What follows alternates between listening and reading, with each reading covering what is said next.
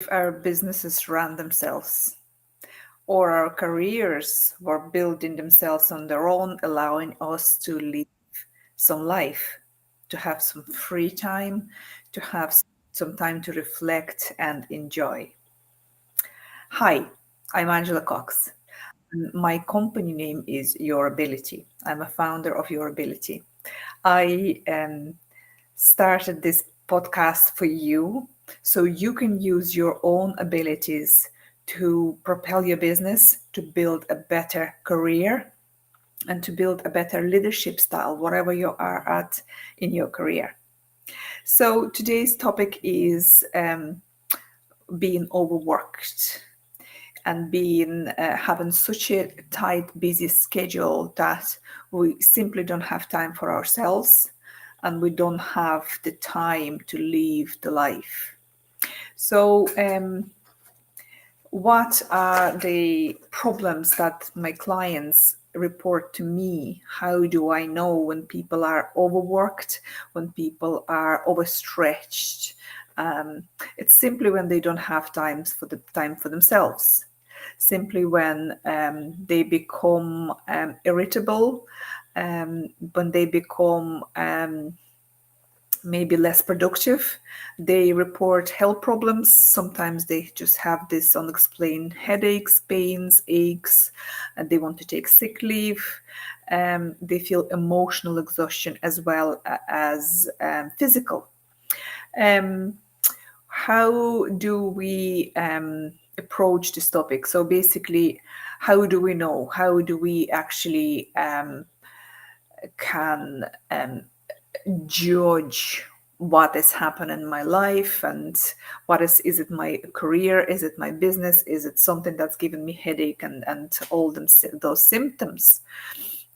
Sometimes it's just very, very easy to establish.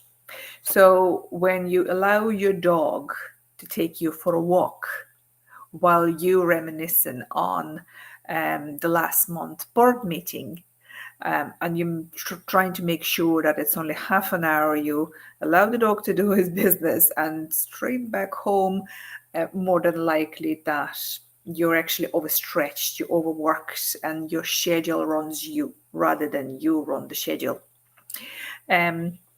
We often become irritable, as I said. We often show up as lesser version of ourselves. We try to hide, and we are not showing up as a proactive and powerful leaders. So, what can be done when we allow things happen to us and circumstances run our lives rather than the other way around? We actually give our power away because we feel out of control, we feel there is nothing can be done, and instead of strategically planning things to happen, we just become an accessory to our own schedules. So mainly, so many of you will argue, okay, you will say, listen, I have a busy schedule and many people depend on my calendar.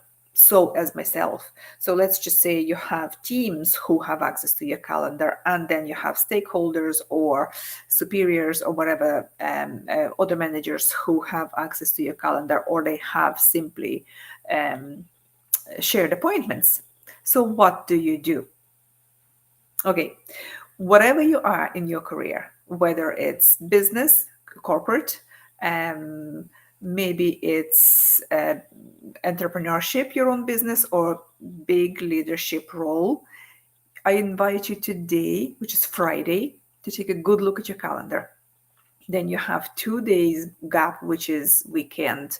So you can look at it now, and on Monday, starting from Monday, I want you to look at these 4 aspects, okay? Which ones of your appointments in your calendar are urgent? Which ones are very important? Okay. What appointments you can move or delegate, and what appointments you can cancel altogether. in order to gain some time, in order to give yourself a breather or whatever. So there are chunk of appointments in your calendar that can be moved or ditched 100% or delegated. So I invite you to look at those and also prioritize the ones that you have, the important ones, and make sure you keep them and you attend them. So this is today's episode's golden nugget. I really, really want you to take ownership of your time and of your calendar. Get curious, get really, really specific.